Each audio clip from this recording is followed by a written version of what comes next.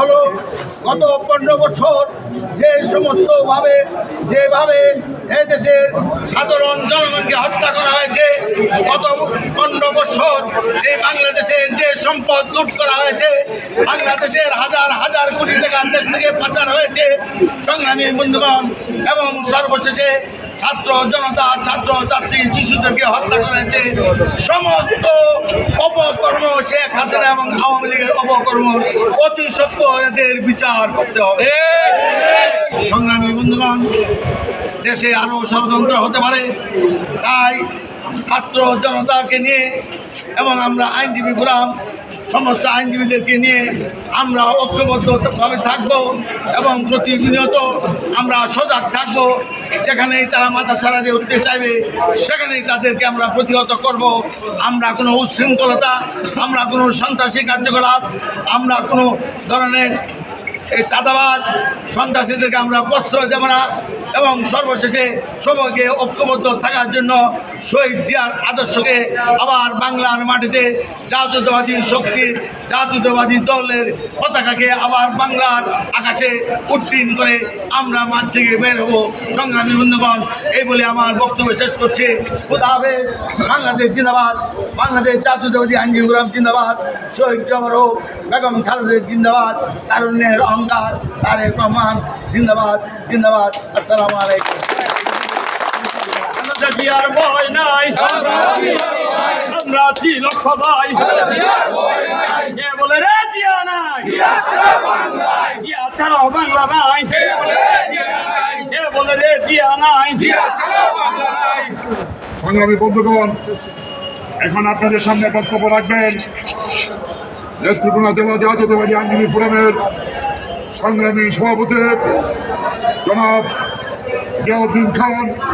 জিয়াউদ্দিন খান সাহেবের বক্তব্য রাখার আগে আপনাদেরকে আমি অনুরোধ করছি, আমরা আইনজীবী যারা নেত্রকোনা শহরে থাকে প্রত্যেকেই যাতে সন্ধ্যার পরে দলীয় কার্যালয়ে যায় সেদিকটা আমাদের লক্ষ্য রাখতে হবে। বক্তব্য রাখবেন অ্যাডভোকেট জিয়াউদ্দিন খান।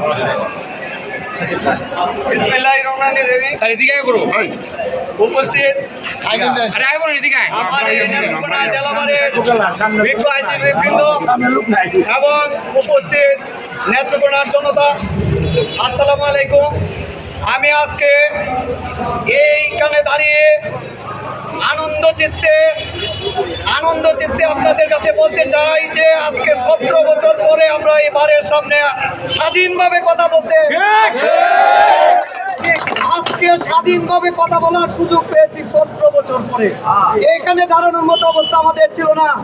আপনারা জানেন এই নেত্রকোনা বারে আমাদেরকে কতবার নির্যাতন করা হয়েছে, কতবার এই রাস্তায় বের হতে গিয়ে নির্যাতনের শিকার হতে হয়েছে, কতবার আমাদের আইনজীবীদের বাসায় হামলা হয়েছে, তাদেরকে হাত ভেঙে দেওয়া হয়েছে, তাদের কুপানো হয়েছে, তাদের মাথায় জখম করেছে, পুঙ্গ করে দেওয়ার চেষ্টা করা হয়েছে, হত্যার চেষ্টা করা হয়েছিল। আর আজকে আমরা এককভাবে আমরা এখানে দাঁড়িয়ে কথা বলার সুযোগ পেয়েছি। আমরা আপনাদেরকে অনুরোধ করবো, এই দেশ কোথায় ছিল আর কোথা থেকে আজকে উত্তরণ হয়েছে এটা সব আমরা জানি। আজকে আমরা কোথায় ছিলাম? আয়নাগরে ছিলাম। আজকে আয়নাগর থেকে আমরা স্বাধীনতা পেয়েছি। আজকে কোথায় আছি? আজকে কোথা থেকে আসছি? আমরা পুলিশি চরম নির্যাতন থেকে চরম নির্যাতনের শিকার হয়ে আজকে আমরা ফেরত আসছি।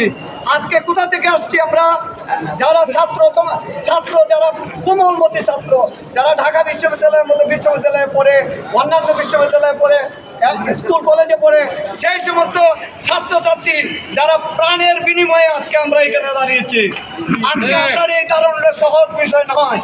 আমরা যেখানে দাঁড়িয়েছি আমরা আশা রাখি আমাদের ছাত্রদের রক্ত বৃথা যাবে না। আমরা সেই ছাত্রদের যারা হত্যা করেছে, যারা এই নির্যাতন চালিয়েছে, যারা গুম করেছে, যারা আয়নাগর সৃষ্টি করেছে, আমরা সকল কিছুর বিচার চাই। যারা হাজার হাজার কোটি টাকা বিদেশে পাচার করেছে সেই পাচারকৃত টাকা ফেরত চাই। তাদের বিরুদ্ধে আইনি ব্যবস্থা জরুরি ভিত্তিতে নেওয়ার জন্য আমরা অনুরোধ জানাই।